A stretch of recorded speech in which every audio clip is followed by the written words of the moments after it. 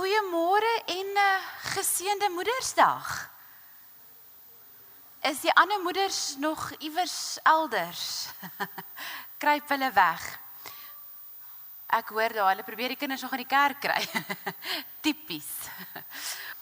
Ek weet dat daar vanoggend kategese is, maar daar is nou 'n mamma moment.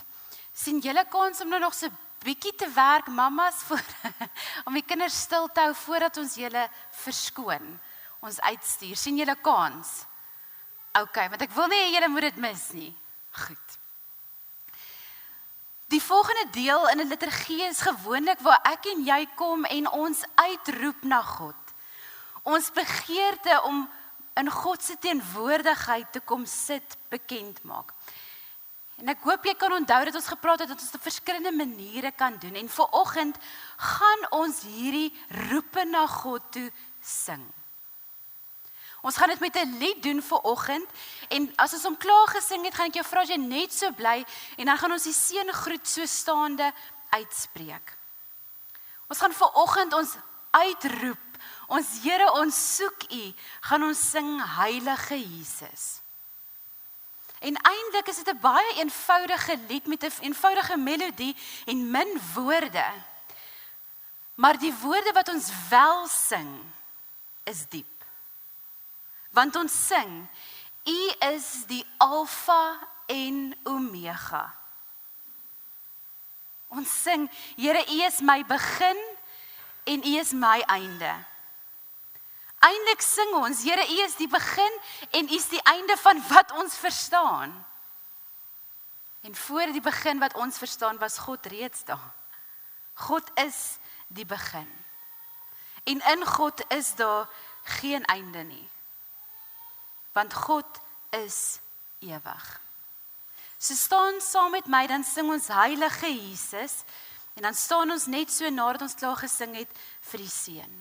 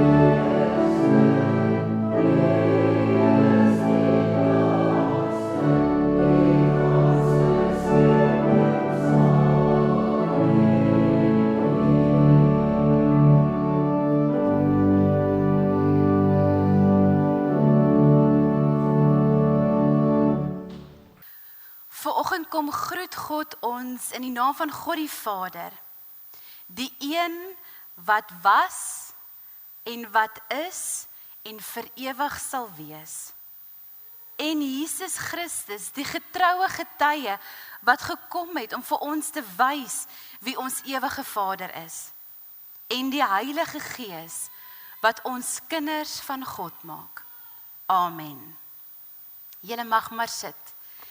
Mamas, wie van julle is oorgeslaan met geskenkies vanoggend? Wie is oorgeslaan met geskenkies in die bed? Koffie in die bed vanoggend, laat ek net sien, dat ons net papas Sorry Linda. Melandrey? Daar's nie 'n expiration date op Moederdag nie. Sorry. Jammer vir jou. Okay, be better. Linda, ek gee vir jou toestemming om terug te gaan klim in die bed dat sy vir jou koffie nou bring. Okay. Ek het ook my man vanoggend so geëlmboog en gesê, ek moet nou opstaan, daar's 'n gemeente wat wag, gaan jy die kinders wakker maak? So maas, ek verstaan. En wie's oorgestaan, mamas met geskenkies by die kerk? Het julle almal gekry? Adel, het jy gekry vanoggend? Weereens baie dankie Wyk A, julle is dierbaar om ons so te bederf. En julle sal ook sien, deel van die bederf vir Moedersdag is 'n blommerangskikking uit ons eie Maritjie se hande. En ek gaan vir jou vra om nou te kom kyk wat alles hierin is, in hierdie ryker is. Want dis nie jou gewone blomme en blare ryker nie. Dit is 'n ryker met 'n dieper betekenis. En ek gaan vir jou sê nou wat jy daar moet doen. Maar mamas, vanoggend toe ek nou, of die week toe ek voorberei en dink, wat doen ek vandag vir jou? Wat doen ek vir alle mamas op hierdie aarde? Wat 'n herinnering kan ek vanoggend vir ons gee? En as ons praat van mamas, dan bedoel ek nou nie mamas met klein kindertjies nie. Ek bedoel mamas wat se kinders al groot is, mamas wat se kinders dalk ver is vanoggend, wat jy nie net kan omarm nie, mamas wat se harte breek, want die diepste begeerte wat jy het, is om hulle net vas te hou vanoggend, nê. En hulle is jou kinders, maak nie saak hoe groot hulle is nie, se seer net op jou te vat, se eienaas op jou te vat, nê. Vir mamas wat kinders moes aangeneem het, omdat dit die pad is wat die Here vir hulle gekies het. Ons praat van stiefmamas, mamas wat kies om kinders lief te hê, wat nie hulle eie is nie, maar wat hulle eie geword het. Ons praat van skoonmamas, nie mamas wat vanoggend gestort en gebad het nie. Mamas wat 'n ander ma se kind lief het. Dis 'n ander tipe liefde, dink ek. Pleegmamas wat instaan, as mamas nie daar kan wees nie. Vir dagmoeders, die tweede maas in ons kinders se lewens. Ons bid vir tannies, wat partykeer meer ma is as eie maas. As ek my eie dogtertjie vat, sal sy eerder haar tannie kies as ma, as ek. My sussie is my dogtertjie se favourite mens, en dit is okay. Ek is bly sy het daai veilige plekkie. Ek is bly dat ek 'n sussie het, wat ek kan vertrou met my kind. Vir niggies, vir bure, vir vriendinne wat soos maas is. Vir onderwysers wat ma weg van die huis af is. En natuurlik oumas. Ek lees iewers in die week, oumas het anders lief as maas. Want vir die eerste keer hoef hulle nie oor al die ander goed te bekommer, wat hulle bekommerd is toe die kinders in die huis is nie. Hulle kan net ouma wees. Hulle kan net liefde wees. Hulle kan net bederf. En ek dink toe, wat 'n mooi liefde dit is dit nie. En natuurlik ook vir maas wat wil wees. Maas wat vir verskeie redes die harde pad stap om te wag vir 'n bonneltjie vrede. Ons dink aan almal van hulle. En dis wat my kop toe nou stil staan by Bybelse metafore in die Bybel oor maas. Ons praat baie, Melandrey sê vir my een aangaan, ons praat baie van hoe God in die Bybel as 'n pa, 'n koning, 'n regter, hierdie sterk figuur uitgebeeld word. Maar daar is 3 duidelike plekke in die Bybel waar die moederlike eienskappe van mamma diere aan God toegeskryf word. En ek wil net daai 3 voorbeelde vir julle lees, wys en mamas, ek hoop en bid dat jy vandag iets van dit mag hier koester. Die eerste een kry ons in Hosea 13, waar God voorgestel word of vergelyk word met 'n mamma beer. Nou my van is mamma beer, maar as 'n mamma beer wat vurig die vyand sal aanval om haar babas te beskerm. 'n Mamma beer wat lojaal is en by niks sal stop met dapperheid enige iets sal verskeer, solank haar babas okay sal wees. Weet julle met hoeveel ma's praat ek wat sê, aan my kan jy doen wat jy wil, maar vat aan my kinders. Sê iets vir my kinders en die mamma beer word wakker, né? Dis eintlik Bybels. Ons sê dit, maar dis 'n Bybelse figuur. Voorbeeld, metafoor.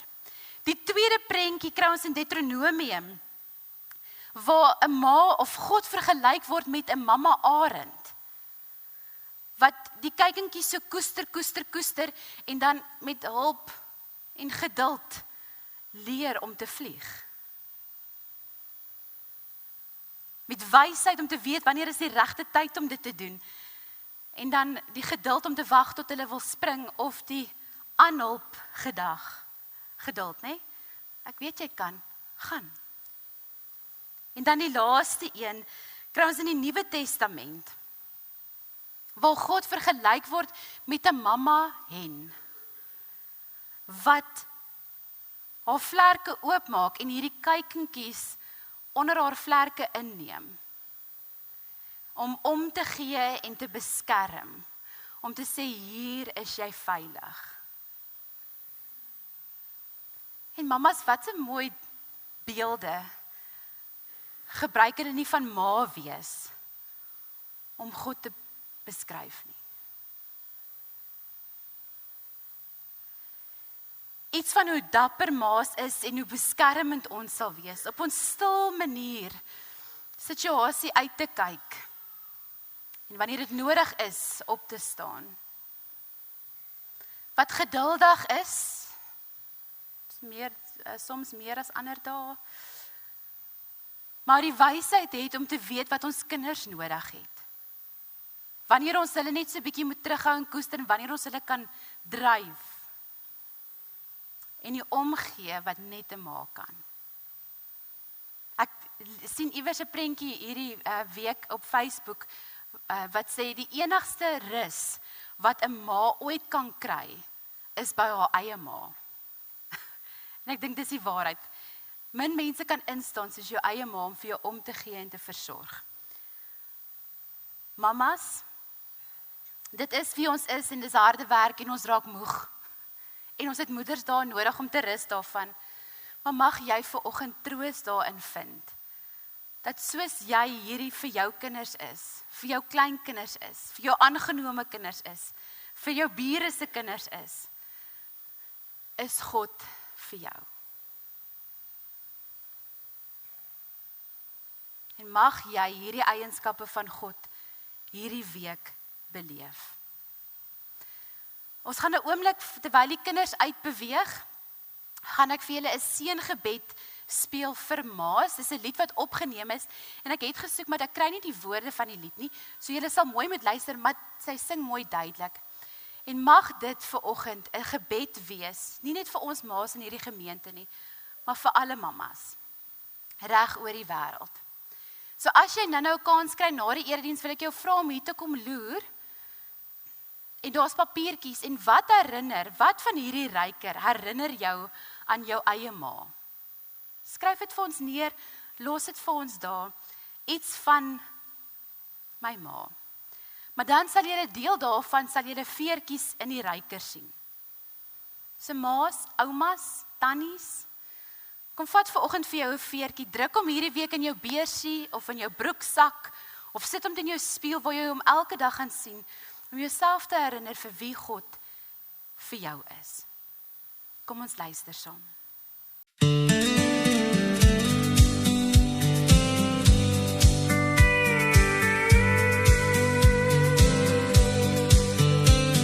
Hier waak oor my ma se hande, die hande wat dra en dien, sien haar oggend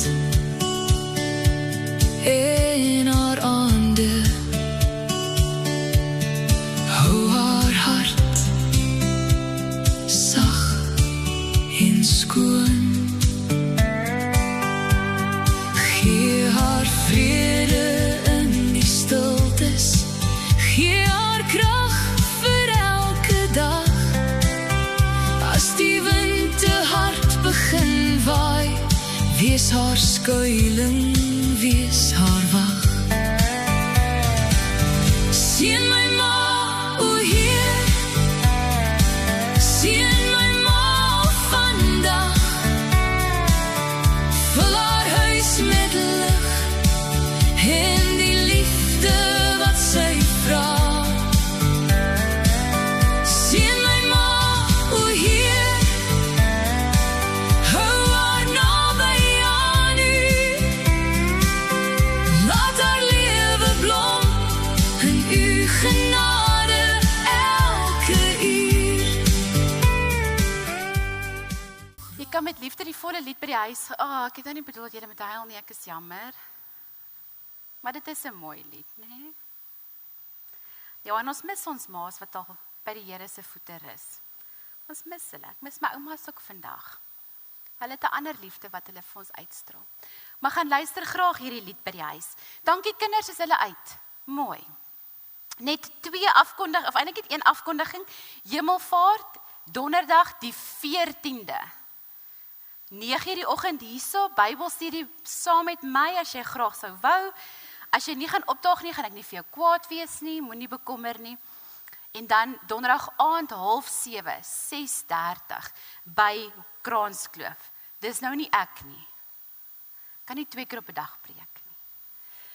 Maar ek vra vir jou, as jy nou nie kan nie, om iewers donderdag net stil te raak en te onthou, wat het op Hemelvaart gebeur?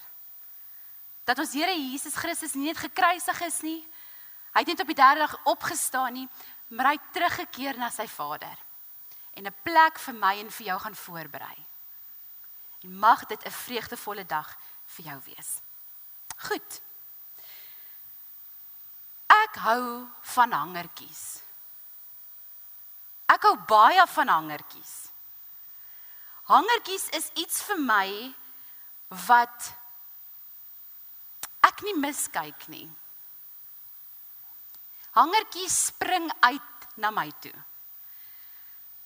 Ek loop en kyk elke dag met elke vrou met wie ek praat. Wat 'n hangertjie dra sy? Dis nie iets wat ek besluit het eendag. Dis net iets wat my oog die heeltyd vang. En nou moet ek ook bieg, ek het 'n laai vol hangertjies wat vir my soveel beteken, maar wat ek nie elke dag kans kry om te dra nie. En as ons met minder maak in die huis, dan vra Naresh my altyd oor daai laai. En dan sê daai, nee, moenie vra oor daai laai nie. Ons gooi eerder die ou handdoeke weg, voordat ek my hangertjies ooit sal aanraak. Want 'n hangertjie vir my is meer as net 'n hangertjie. Blandry, kan jy gou die volgende slide wys asseblief? Ek het hierdie quote raak gelees. A necklace is a story that you can wear around your neck. Maar dit is die waarheid. Ek wil vir julle sê, 95% van my hangertjies het 'n storie. Soos hierdie hangertjie het ek op my 30ste verjaarsdag gekry van my man en my kinders af. Ek wou iets anders gehad het, vreemds gehad het. Dit moenie lyk soos al die hangertjies met name op nie, maar ek wil hulle al 3 se name opgehad het. En dit is die persent wat ek gekry het op my 30ste verjaarsdag. Ons is nou al so ver van 30 af, dat hy nou al moet weer gereig word met 'n skoon. Ek kan nie sê hoe ver van 30 af is ek nie, maar kom ons sê dit is al tyd vir 'n volgende hangertjie. Hangertjies vertel vir my hangertjies is vir my herinneringe wat ek koester. Hangertjies van mense wat ek as 'n persent gekry het, vriende wat vir my geskenk gegee het, of wat my ouma gedra het. My ma of my ouma het toen of my ma gegee 'n kreermunt. En ek het die dag toe my ouma nog leef al gesê, ouma weet, ek is die oudste kleindogter aan hierdie kant, né? So hy kom, dit is hoe diep die betekenis van hangertjies vir my is.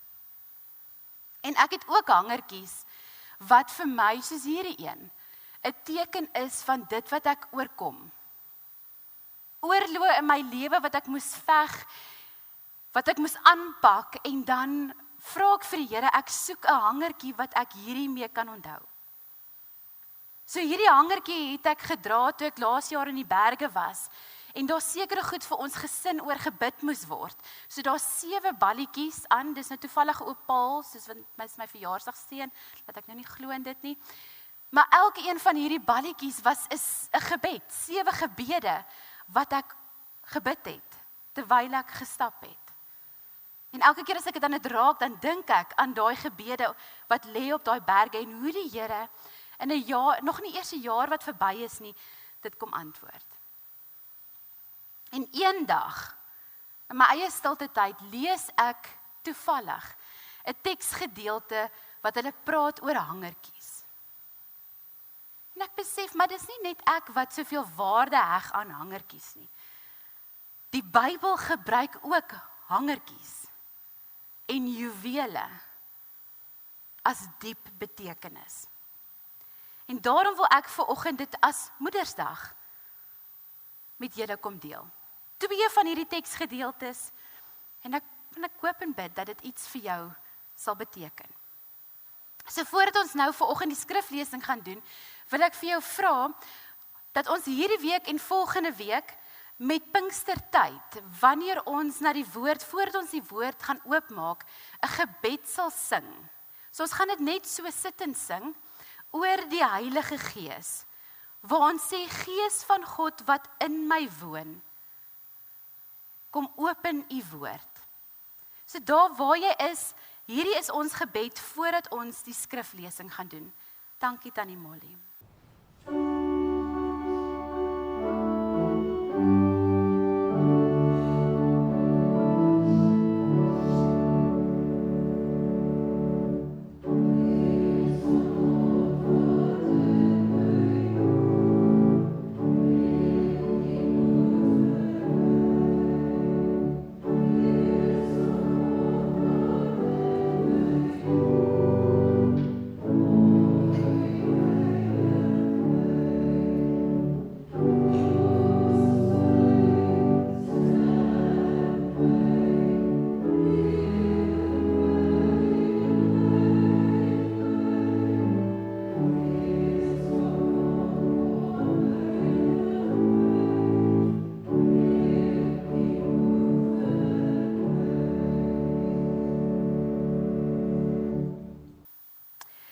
Jy kan saam met my die woord van God oopmaak by Spreuke 3.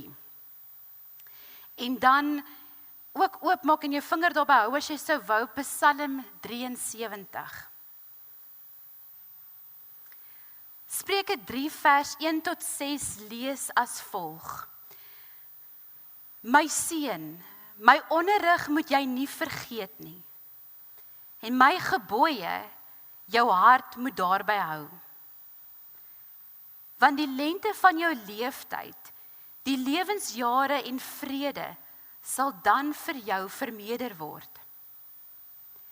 Troue liefde en waarheid moet jy nooit verlaat nie. Bind dit om jou nek. Skryf dit op die tafel van jou hart.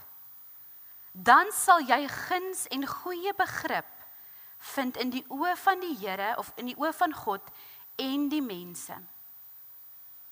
Vertrou op die Here met jou hele hart en op jou eie insig moet jy nie staat maak nie.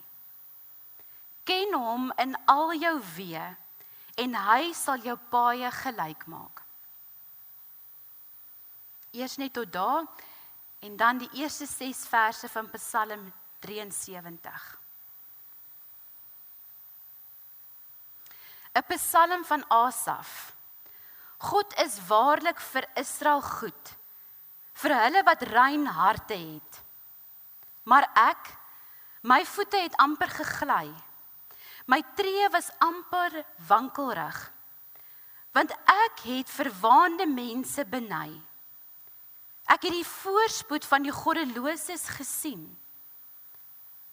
Hulle het immers tot hulle dood geen sorge nie, en hulle liggame is vet. Aan die sorge van die sterflinge het hulle nie deel nie. En hulle word nie getuister saam met die gewone mense nie. Daarom versier hoogmoed hulle nekke en bedek 'n kleed van geweld hulle. net eers tot daar. Ek gaan nou vir jou die twee bymekaar trek. Want as jy dit die eerste keer hoor, dan klink dit asof glad nie bymekaar pas nie.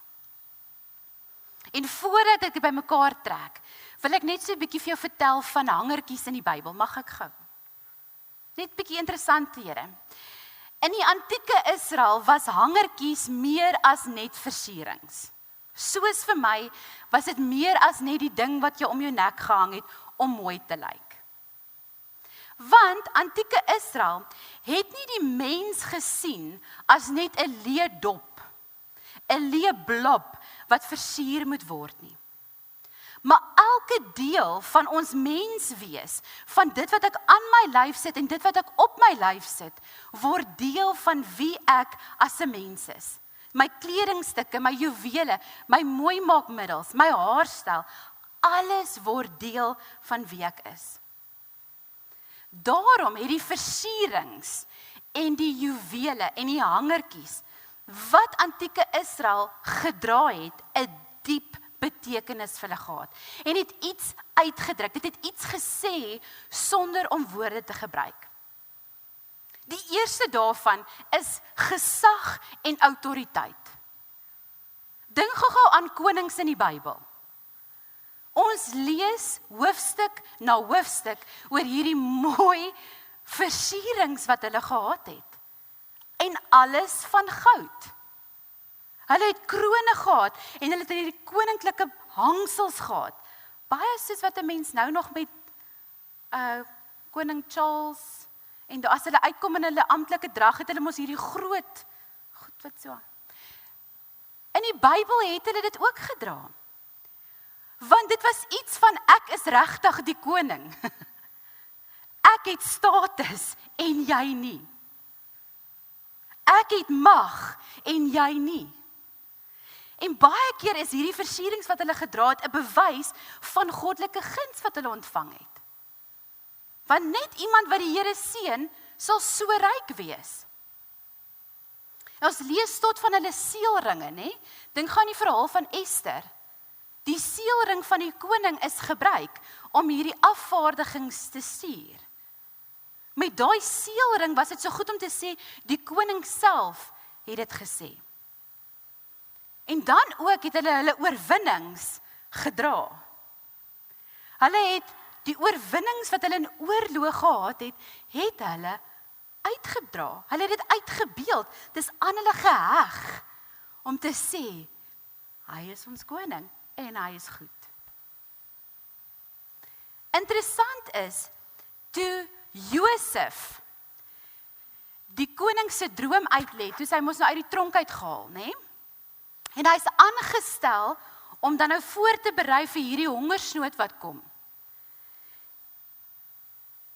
Baie van ons sal vergeet, of het vergeet, toe die koning hom in daai magsposisie aanstel, het die koning vir hom 'n seelring gegee, want hy praat namens die koning nou, en hy het vir hom 'n goue ketting om sy nek gehang. As 'n teken dat hy autoriteit het. Dis nie net 'n geskenk van baie mooi, jy kan my droom uitlê nie. Dis 'n teken dat hy die gesag van die koning het. Hy's 'n belangrike onder die volk. En Daniël ook. Toe Daniël daai woorde aan die muur, die woorde teen die muur, vir die koning uitlê, wat het die koning vir hom gegee? 'n Goue ketting. As 'n teken dat daar goddelike en koninklike guns op Daniël is. En nou natuurlik, dis vandag presies nog dieselfde, was hierdie versierings 'n teken van rykdom. Dit maak sin. Ek sien dit by mense rondom ons. Hoe groter die bankrekening, hoe blinker is die juwele. Het julle dit op die ek het party van julle die Met Gala hierdie week dopgehou wat maandag was. Dat daar hangertjies is van $20 miljoen. Ek is verslae. En juwele was erfstukke, soos dit vandag is. Dit was so versamelstuk, hard gewerk vir wat ons het, dat ons dit gegee het vir die volgende generasie. Want ook het hulle dit saamgetrek. Net soos ons vandag. Nee, ons bær ook mos ons goedjies in 'n kluisie of sekere goed word saam met ons gekarwei. En as ons dit trek, maak ons nie altyd dubbel seker dat die kluis leeg is en al ons spesiale juwele saam met ons gaan nie. Want juwele en versierings en hangertjies vir die gewone mens het ook 'n ekonomiese middel geword waarmee hulle handel gedryf het. Soos geld. Ons doen dit vandag nog, né? Verkoop sekere juweelstukke of koop om dit te bære vir 'n belegging sodat ons dit eendag vir meer kan verkoop. Ons gaan nie daar in detail gaan nie, want nou hoor ons skandes. Maar ook was juwele en versierings en hangertjies 'n huweliksstatus simbool. Afhangend van wat jy gedra het gesê wat se tipe vrou jy in die gemeenskap is. Daarom het alle vrouens nie enkel bandjies om hulle enkels gedra nie, want dit het 'n sekere status gehad binne die samelewing. Net so het Isak toe hy vir Rebekka in Eksodus kies as vrou, wat het Abraham vir haar gegee? 'n neusring en goue armbande. As 'n teken dat hier nou 'n verlovingsversoek na haar kant toe gekom het. Iemand wil met haar trou. Amper soos 'n verloofring. Ek het nogal gewonder, wat sou ek doen as Naresh op sy knie voor my buig en vra ek moet met hom trou en hy gee vir my neusring.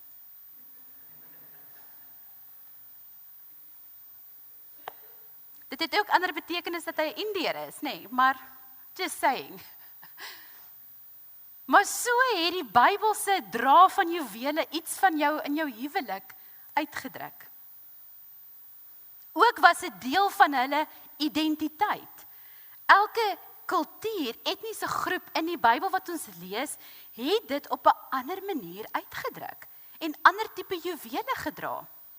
En so het hulle dit ook uitgeken in mekaar. En dan kry jy die priesters.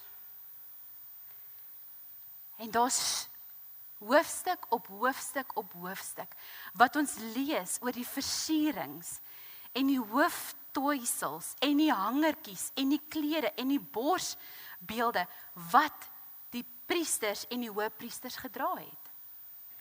As tekens, as 'n simbool dat hulle afgesonder is vir God. Dat hulle geroep is deur God en dat hulle God se werk doen. Hulle het dan ook in hulle borsplaat wat hulle moes dra, het hulle 12 edelstene gedra. Die 12, elke steen verteenwoordig 'n stam van Israel.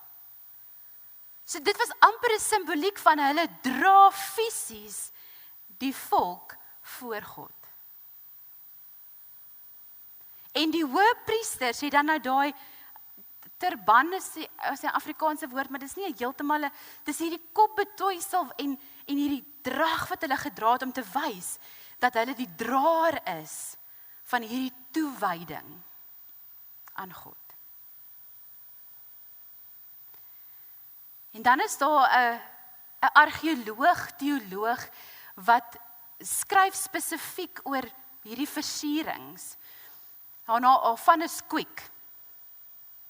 En sy sê interessante ding, sy sê dat die waarde van versierings het nie net in die geldwaarde van dit gelê nie. Want mense maak hierdie versierings, dink gou daaraan, mense maak die krone en die hangertjies en die armbande, maar daai wat hulle gedra het hulle gemaak. So die mens maak die juweel en die juweel maak die mens. Die mens vervaardig die juwele, krone, hangertjies, armbande, neusringe, maar daardie juwele en versierings wat hulle draai, gee identiteit, uitdrukking aan identiteit vir die mens. En dit is waar ons vandag by hierdie twee teksgedeeltes kom. Want dit wat ek nou genoem het is 'n letterlike vertaling of 'n letterlike verstaan van dit wat juwele was. Maar in die Bybel gebruik God ook juwele en versierings en hangertjies om 'n simboliese boodskap aan sy volk oor te dra. En ek wil 2 goed vir jou daaroor sê. Die eerste een is, daar's baie voorbeelde, nie net die 2 wat ek nou genoem het nie.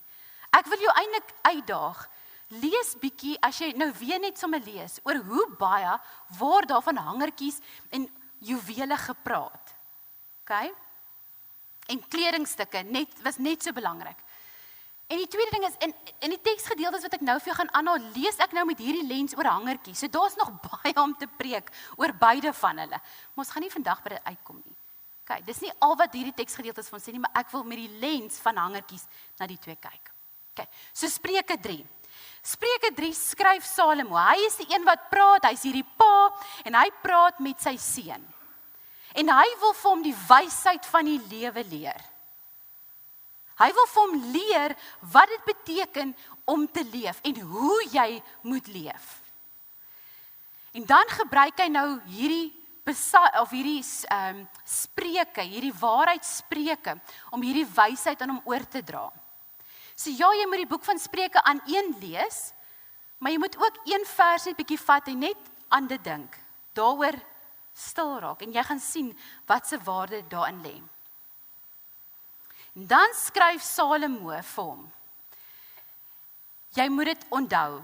Jy moet dit al hierdie goeders doen, maar dan moet jy 'n halsnoer om jou sit. Jy moet iets om jou nek vasbind sodat dit sigbaar is vir mense. En onthou wat ek gesê, die mens maak die juweel, maar die juweel maak die mens. So hierdie wat jy om jou nek dra, word die identiteit wat jy wil hê mense in jou moet raak sien. En dan noem hy in vers 3 en 4, troue liefde en waarheid moet jou nooit verlaat nie. Bind dit om jou nek, sit die halsnoer van troue liefde en waarheid aan. Skryf dit op die tafel van jou hart, dan sal jy guns en goeie begrip vind in die oë van mense of van God en mense. So Salomo sê, as jy nou enigiets in hierdie lewe wil onthou, moet jy die volgende om jou nek hang. Troue liefde en waarheid. Troue liefde en waarheid. Daar's 'n paar ander vertalings wat dit met genade, maar meeste stem ooreen dat dit getroue liefde en waarheid is. En die slim teoloog sê, ons kan dit op 2 maniere verstaan. Die eerste is, die troue liefde wat God vir ons gehad het. Mag dit die hangertjie wees wat jy elke dag dra, my seun. Dat God vir jou lief is. En die waarheid wat God in jou lewe spreek, mag dit die hangertjie wees wat jy elke dag aansit. Of dit kan wees, om onsself te herinner, dat ons die waarheid aan ander moet gaan vertel. Dat dit is wat ons wil wys vir ander. En ook dat dit 'n herinnering is, dat ons ander moet lief hê. En dan kom ons by Psalm 73. In Psalm 73 skryf hulle toe aan Asaf. Nou Asaf was 'n musikant. Hy was 'n tempelmusikant. Met ander woorde, hy was die leier in die tempel soos wat ek en jy vanoggend hier sit, om die mense aan die sing te kry, om God te loof en te prys. Dan skryf Asaf hierdie Psalm en hy sê, ek het amper gewankel, want toe ek na die mense kyk wat God nie lief het nie.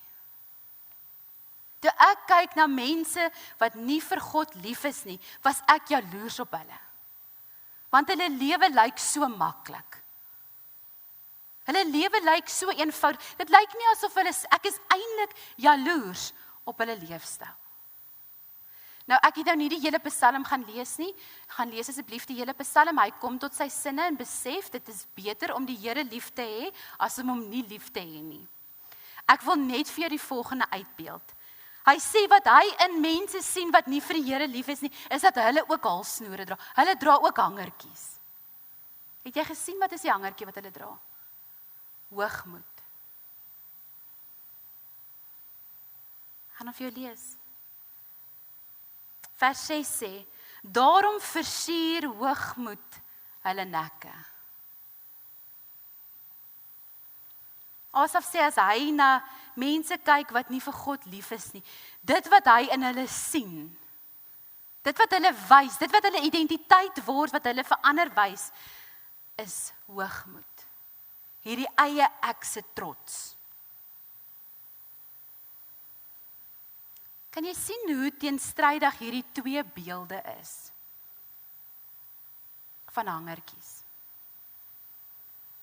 Salomo sê as jy vir die Here lief is, bind om jou nek sy troue liefde vir jou en God se waarheid. Asaf sê aan die ander kant, ek sien mense wat nie lief is vir die Here nie, dra hoogmoed om hulle nek. Want dan gaan dit oor hulle. Gaan oor wie hulle is en wat hulle reg kry en wat hulle doen.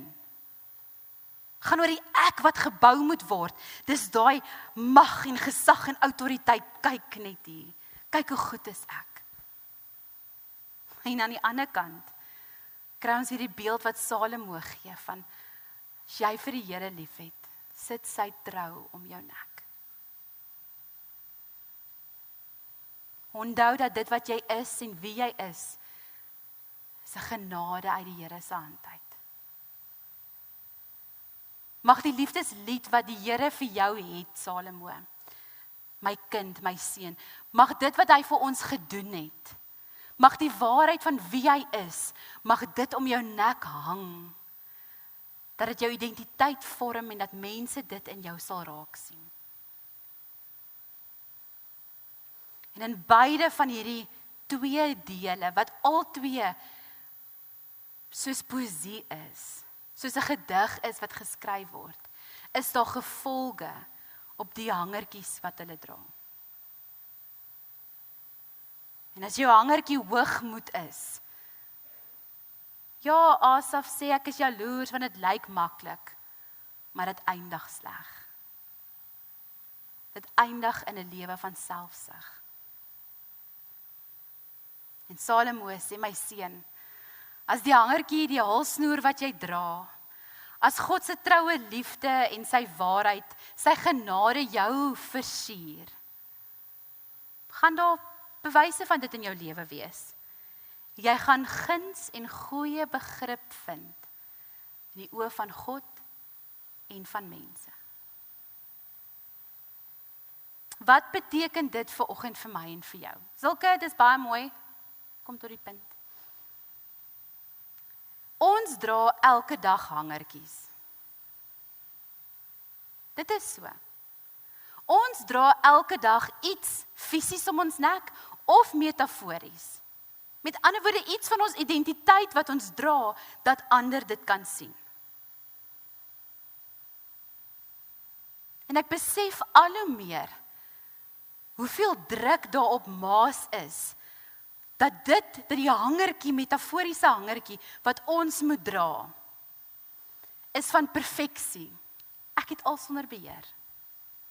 Man, ek is produktief, ek bak my eie brood, ek werk, my kinders se vormpies is ingevul, hulle is voorbereid vir die eksamen, ek het tot toebroodjies vir my man gebak.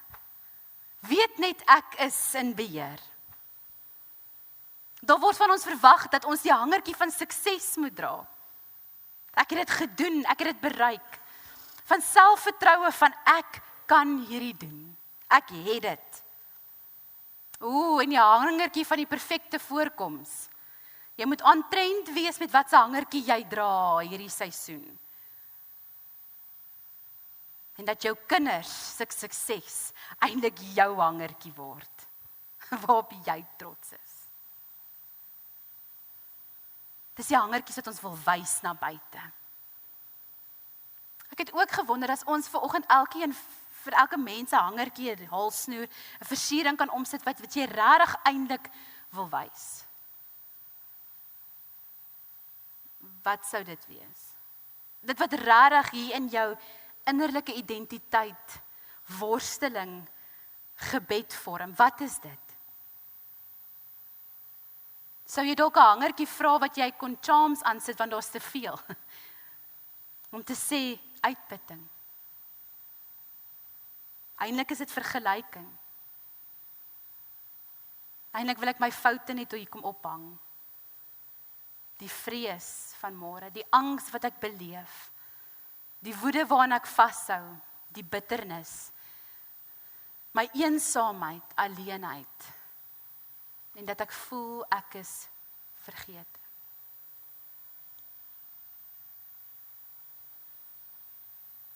Maar weet julle nie, in die Nuwe Testament sê Jesus, my las is lig.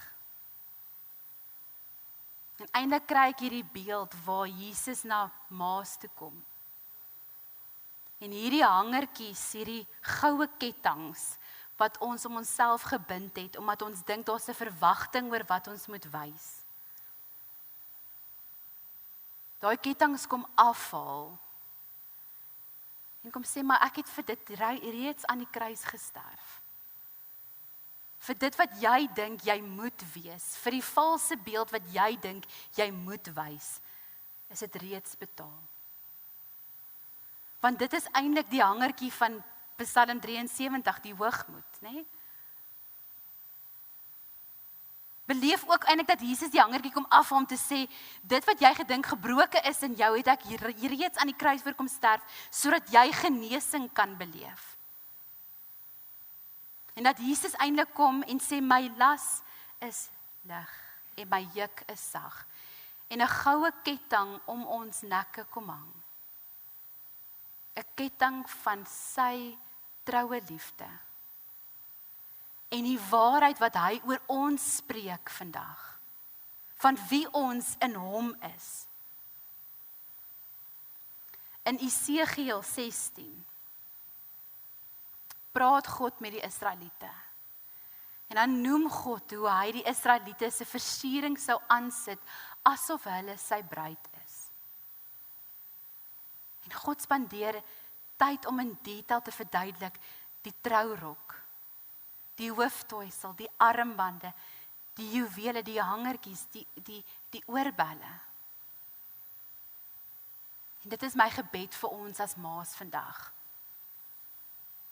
Dat ons hierdie week sal onthou, elke keer as ons hangertjie aansit of ons oorbelle insit, dat ons identiteit lê nie in dit wat ons dink die wêreld moet sien nie. Ons identiteit lê in die een wat aan die kruis vir ons gesterf het. Vir ons 'n oorwinningskroon kom gee. Ons kom versier as sy bruid, nie versuur as sy bruid. Met die mooiste juwele wat deel is van ons identiteit. Ons noem dit ook die vrugte van die Gees. En van dit is sy onbreekbare liefde vir ons. En die waarheid van wie ons is, kom hang hy en versier hy ons mee om te sê, as jy môre uitstap in die wêreld in wat ek jou instuur, dan is jy geanker in my genade. Jy's geklee met my wysheid en jy's versier met die mooiste wat ek vir jou kan gee. En jy gaan blink met 'n volle vertroue in wie God is. 'n Hangertjie is meer as net 'n hangertjie. Dis 'n storie, dis 'n gebed. Dis 'n hoop, dis 'n belofte. Dis 'n rus in jou hart. Dat ek hoef niks voor te gee of te wys wat God nie vir my eerste kom gee nie. Kom ons bid saam.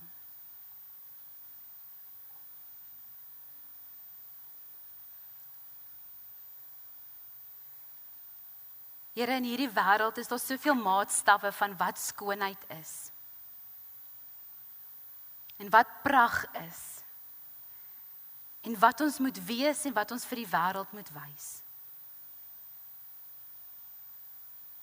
Maar dankie Here dat ons enigste maatstaf in U teenwoordigheid is, dat ons 'n dogter of 'n seun van die ewige koning is. Here, U weet wat is hierdie swaar kettinge wat ons om onsself hang. Van ander se verwagtinge en ons eie verwagtinge wat ons moet wees en hoe ons moet leef. Maar dankie Here dat ons in Jesus vrygespreek kan word van dit. En dat ons eintlik die mooiste versierings wat U vir U bruid voorberei het, elke dag kan aansit. En kan weet, Here, dat U troue liefde ons alles is. Heilige Gees, kom skyn en spreek hierdie waarheid in ons lewe. Dat ons sal weet wie U is en wie ons in verhouding met U is. Dankie, Here, dat ons geanker op U kan staan. As ons identiteit by U kan vorm en kan vind. En dat ons daaruit kan leef. Dankie, Here, vir Maas. Dankie dat ons wie U is in Maas kan sien. Dankie, Here, dat ons kan sien hoe U deur Maas werk. Hoe U vir hierdie land en vir ons gemeente hoop gee deur Maas. Ons kom bid vir Maas wat uitgeput en moeg voel, Here, dat U hulle sal kom versterk, dat U vir hulle krag sal gee, wat hulle weer sal laat vlieg. Ons kom bid vir Maas, Here, wat vreugde beleef, en ons kom sê vir U dankie, want dit alles kom uit U hand. Here, dankie dat ons kan bid vir gesinne. Waar Maas en baie gesinne die anker is. Dat ons kan weet, daai gesinne word op U gebou. Kom bid vir gesinne waar Maas swaar trek. Dat U daar sal ingryp en U teenwoordigheid daai gesin sal kom vul. Heilige Gees, vandag op Moedersdag kom trek ons gesinne weer nader aan mekaar. Sodat ons U liefde in daai samesyn mag beleef. Dankie, Here, dat U ons Vader is en dat ons vir U mag Papa sê. Amen. Kan ons eers kans gee dalk vir die wandelende woord? Marna het hom vanoggend by haar. En Marna, die een vraag vanoggend is, waar het jy God gesien in die lees? Goeiemôre almal. Ek het 1 Kronieke en 2 Kronieke gelees. Mens kan baie preke maak uit daardie 2 Bybelboeke, maar ek gaan nou nie vanoggend vir julle so lank besig hou nie. Iets interessants net oor 1 Kronieke en 2 Kronieke. Dit was aanvanklik 1 boek. Maar toe hulle die boeke begin skryf op die boekrolle, toe kom hulle agter my hierdie boek is te lank vir 1 boekrol. Toe skryf hulle dit op 2 boekrolle en noem dit 1 Kronieke en 2 Kronieke. Dieselfde het met konings gebeur. Dit was ook te lank vir 1 boekrol. Daar word na die skrywer van Kronieke verwys na Kronis. Ons weet nie regtig wie dit geskryf het nie. En baie interessant, Kronieke is geskryf so tussen 330 na 250 voor Christus. En in die wêreldgeskiedenis was Israel reeds terug in Jerusalem. Alexander die Grote het die Mede en Perse verslaan en die Grieke het toe op daardie stadium geheers oor die bekende wêreld van daardie tyd. Die probleem wat die Kronis gehad het, was dat die Jode al hoe meer begin vergrieks het. Dit was 'n statussymbool om Grieks te praat, hulle kinders het na Griekse skole toe gegaan, hulle het begin om die Griekse kultuur aan te neem. En hy skryf toe hierdie boek om vir hulle te herinner, wie is hulle?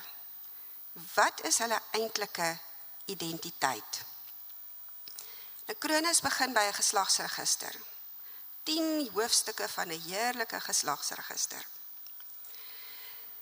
Nou, hoekom het hy dit gedoen? Ek weet nie of julle kan onthou, julle oumas en oupas en ouma grootjies en oupa grootjies, wanneer hulle iemand ontmoet het, wat was hulle eerste vraag?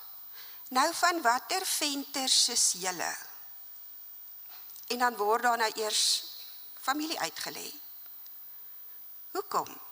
Want waar jy vandaan kom en wie jou voorgeslagte was, het gesê wie jy is. En dis presies wat die Kronis doen. Hy begin by Adam en gaan deur na Dawid toe. Nou ek doen al baie jare genealogiese navorsing en ek moet vir julle in alle eerlikheid sê, ek wens party van my stambome het gelyk soos hierdie stamboom. Hy gaan in verskriklike detail in, so dit moes hom baie lank geneem het om dit te skryf. Nou wat het my opgeval in hierdie boek? Die geslagsregister nommer 1, want vir die Jode was 'n geslagsregister baie belangrik. Toe ons in Israel was, het ons gids op die bus geklim en vir ons gesê, ek is Mehmet, ek kom uit die stam van Benjamin. Selfs vandag nog weet hulle waar hulle vandaan kom. Daar is in Matteus ook 'n geslagsregister, die geslagsregister van Jesus, wat presies dieselfde name in het as hierdie geslagsregister.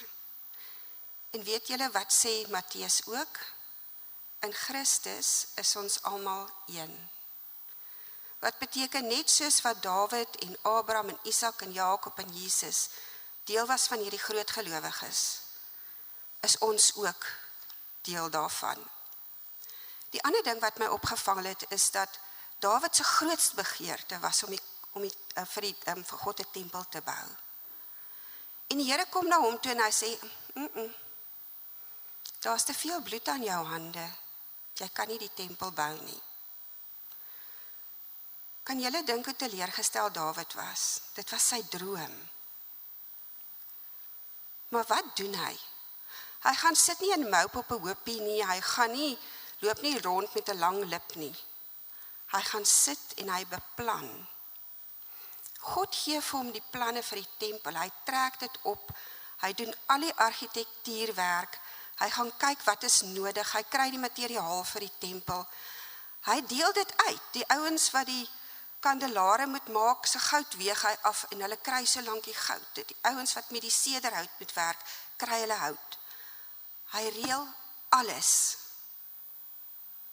sodat dit reg is vir Salomo om die tempel te bou. Wat doen ons as God vir ons nee sê? Sit ons in moup? Vra ons 100 waaroms en hoekom nie? Of luister ons na wat God sê en berei ons self voor vir die groot planne wat die Here vir ons het? Dankie. Baie dankie Marna. Aan wie gaan hierdie Bybel nou volgende? Wie het hom nog nie gehad nie? Anders vermoed ek hy begin weer by my. Die volgende ronde, so dan met jou nog. As slotlied gaan ons sing eer aan die Vader. En dan gaan ons sing Here Jesus of Here maak ons u getroue getuies. Dankie Tannie Molly.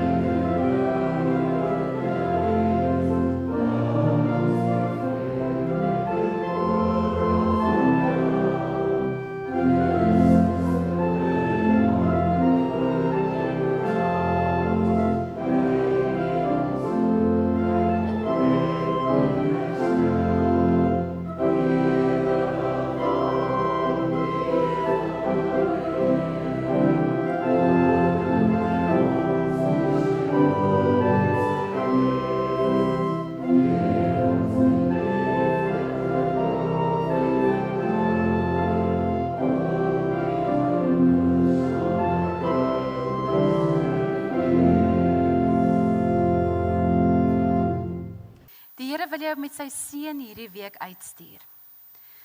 Mag die Here voor ons vooruitgaan om ons pad gelyk te maak. Mag die Here langs ons loop om ons onder sy vlerk in te neem en ons te versorg. Mag die Here agter ons loop om ons te beskerm soos 'n mamma beer. Mag die Here bo ons wees om ons te seën. Mag die Here onder ons wees om ons te vang wanneer ons val, ons wonde te verbind en te genees. Mag die Here rondom ons wees as ons skild. En mag God die Vader, Seun en Heilige Gees saam met ons hierdie week gaan, tot in alle ewigheid. Amen.